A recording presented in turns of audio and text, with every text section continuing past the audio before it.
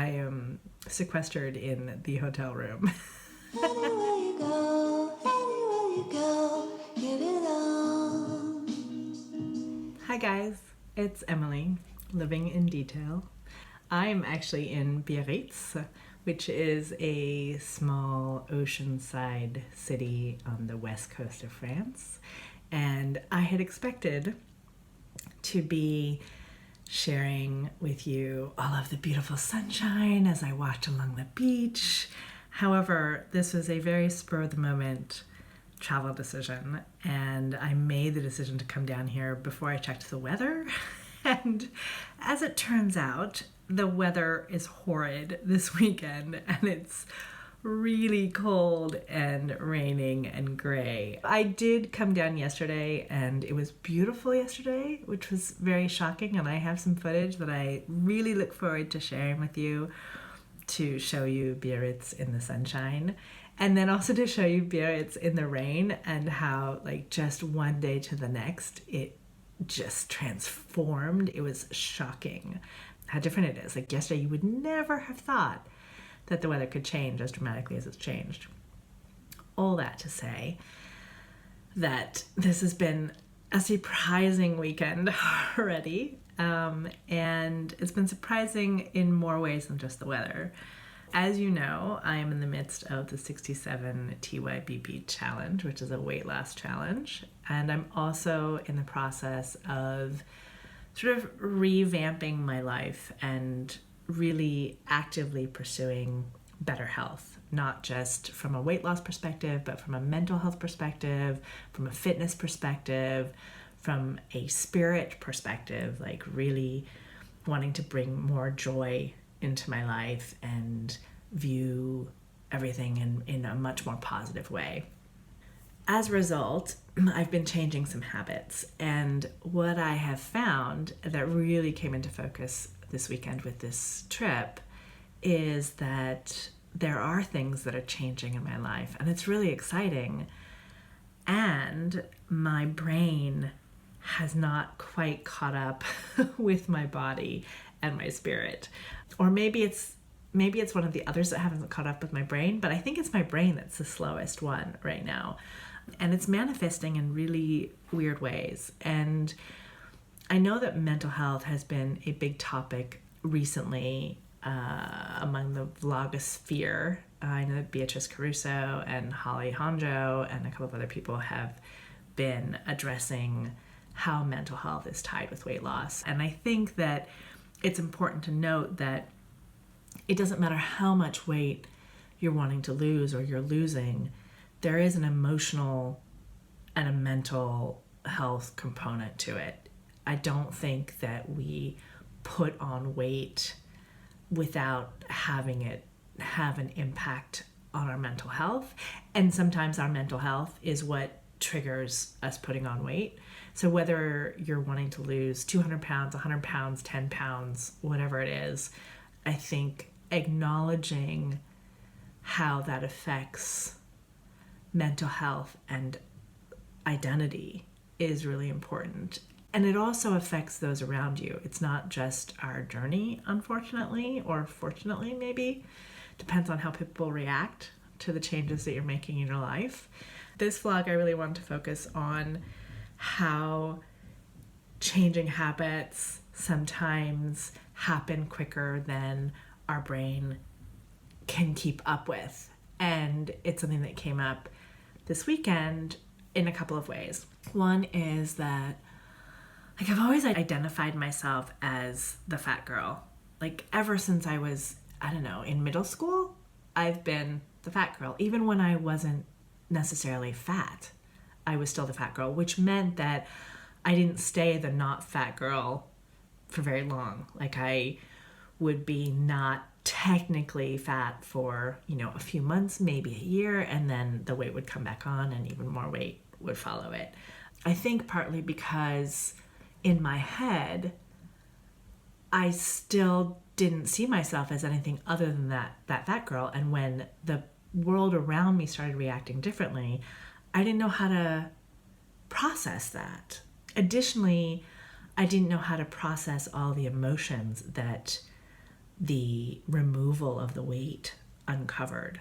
I strongly believe that for many of us, and let me know in the comments if you agree or disagree with this, but I think for a lot of us, as we put on weight, it kind of allows us to kind of place our emotions under that fat padding and manage our emotions, or manage trauma, or manage grief and loss and frustration and discontent and all those things. And in that management, the emotion stays there and it just kind of festers. It doesn't get processed and it doesn't get let go of. And so as we lose weight and as we change our behaviors and we start to take better care of ourselves, and by the way, I'm not a therapist. I'm not like technically trained in any of this. This is just my opinion. But it's my opinion based on my personal experience with this whole journey and with emotion. Anyway, to continue, I think that as we lose weight and as we remove that padding, all that emotion and trauma that has been just sitting there and festering suddenly sees the light of day and it kind of explodes. And if we're not equipped to process that explosion, not manage the explosion, but process it, feel it, sit with it, be super uncomfortable, flail around, not know what to do until it can dry out and flake away and turn into powder and like blow away into the wind. Our instinct is just to put the padding back on, because what else are you supposed to do with all this explosion? Like, you know, your impulse is to put it out. And I'm realizing that I don't want to put it out anymore. I want to sit with it long enough, to process it long enough so that it disappears and it's let go of and it goes away and I'm done with it and it doesn't come back. And so I can rewrite or write fresh my identity so that I am not the fat girl. I'm not the girl who doesn't like to exercise. I'm not the girl who wants to just eat a burger and fries, or have a bunch of glasses of wine, or whatever the stuff is that no longer serves me. And that's what's so weird, is that it doesn't serve me anymore. Like today was a perfect example. Today was a horrible day food-wise. It was freezing cold, and I was feeling emotional about that. I was feeling sad that it wasn't a glorious day, and I was frustrated, and I was feeling kind of lonely. And so I had a big breakfast, and even as I was eating it, I knew I didn't want it all, but I ate it all. And then I had a great morning, and then I waited too long to eat lunch, and so I was hungry, and I had low blood sugar, and I was a little frustrated, and all of the restaurants were closed. And it's been so long, I've been in confinement for so long that I kind of forgot that in France, restaurants close at like 2:30 in the afternoon. So if you don't go in during the lunch hour, you're screwed until dinner time. And it's been so long since I've tried to eat out at a restaurant that I had truly forgotten that. And so it was 2:45, which is already late. I'd already waited too long to eat. I was hungry, and suddenly I was going into these restaurants. There were still people at the tables, but the kitchens were closed, and I was getting more and more frustrated. And so when I finally did find a place that was open later, I was too discombobulated to take a breath and really decide with calm, like, what am I really in the mood to eat? And what I recognized immediately on the menu was the burger and the fries. And so that's what I got. It was a tapas restaurant, so it was a horrible, horrible choice. And sure enough, as soon as I ordered it, I started seeing like all of these other dishes pass by me going to other tables, and I realized, oh my God, I have made the wrong decision, but I didn't change it. And I ate it and it was awful. Like, the burger was too overcooked. There were these weird, like, sweet onions on it, which I don't like at all. I only ate about half the burger, and the fries were really greasy, and I only ate about half the fries. And that's where things get interesting, because I made the wrong decision in what I asked for. But I also listened enough to my body, whereas prior to this, I would have gone ahead and eaten the whole burger, and I certainly would have gone ahead and eaten all the fries because the fries were good. But they were too greasy, and I didn't really want them, and I didn't feel happy about my choice. I knew it was an unhealthy choice, and so I stopped. And so I left on the plate half the burger and half the fries. And also previously, I would have said, well, I'm paying, 18 euros for this. I'm going to eat it all. I'm gonna get my money's worth. And that's also something that I'm rewriting. This idea that, just because I paid for it, I need to squeeze everything out of it, which has come from, in the past, having a lot of financial insecurity. And I don't have that financial insecurity anymore, but my brain still thinks the way it's been used to thinking for the last 15 years. And so I just think it's really interesting how it takes time to adjust to our new selves. It takes time to adjust to enjoying exercise. It takes time to adjust to wanting to eat differently, wanting to not eat as much food at a time, wanting to claim that I eat more healthy and that I like exercise and that I might become someone who's not the fat girl. And if I'm not the fat girl, if I'm not the girl who hates exercise, if I'm not the girl who like chows down on a big fat like cow, what takes its place? Like, who am I instead? What's the label that I put on myself? Because as much as we don't want to, label ourselves, as much as I don't like labels, labels are there for a reason. They give us a construct, they give us structure. And if I am ripping one label off and throwing it away, I need to put something else there. And I'm not sure what that is yet. And that's a surprise. And I did not expect that to be something that would reveal itself on a weekend trip to the beach. But maybe I'll blame it on the rain.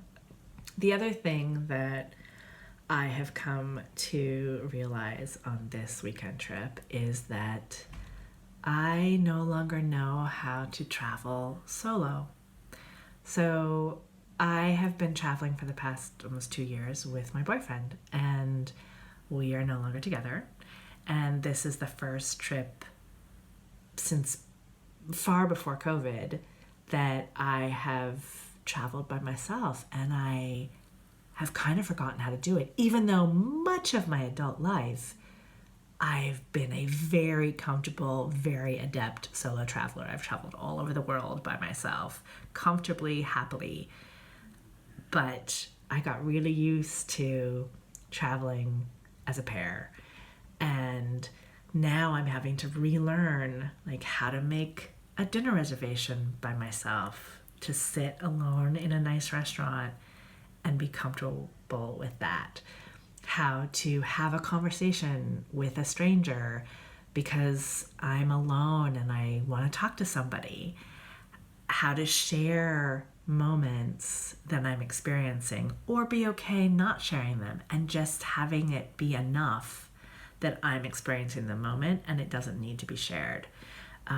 Although one could argue that having a vlog is a way to share the moment, but it's after the fact because I'm not doing any live vlogging. That also has caught me by surprise.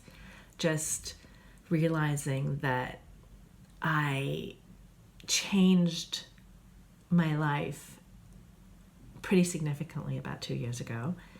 And now, coming out of COVID, hopefully, and moving into a new phase of my life, and a phase that I want to be healthier and happier, I get to actively construct who I want to be. And I think that's an opportunity for all of us. What do you want to be? Who do you want to be? And the parts of you that you love, buff them up. And the parts that you're not so keen about, you get to remold. And it's a lifelong process. Like, nobody says it has to end at a particular age, at a particular milestone in your life. Like, there's always a new adventure out there. And I know that intellectually, but it still surprises me when it shows up. And it surprises me that as much as I know intellectually, sometimes my body knows more than my brain.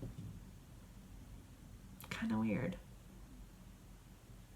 Anyway, if this spoke to you in any way, feel free to leave a comment. Let me know what your thoughts are, and please subscribe and hit the notification button so you know when the next video is coming. And if you think that somebody else might benefit from what I'm sharing, please go ahead and let them know about it. Share the vlog. Okay? Thanks. I'll talk to you soon. Bisous, bisous. À plus. Coucou! Don't forget to subscribe and hit the bell for notifications. Merci!